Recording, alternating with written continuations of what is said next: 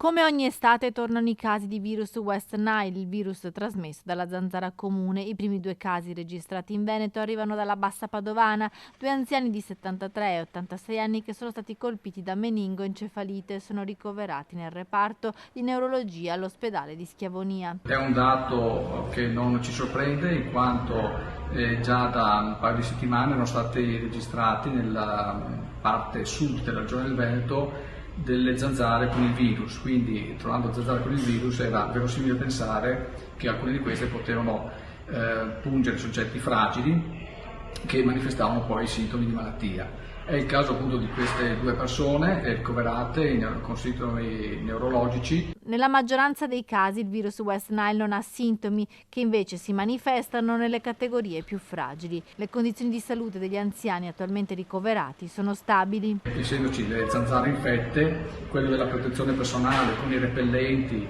le maniche lunghe, i colori chiari e la zanzariera se si dorme la sera con le finestre aperte sono sempre le indicazioni fondamentali per proteggere la propria salute. Per evitare di essere punti dalle zanzare ci sono regole semplici come usare repellenti e vestirsi con abiti che coprono braccia e gambe se si esce dopo il tramonto o se si frequenta luoghi come orti dove le zanzare sono molto diffuse.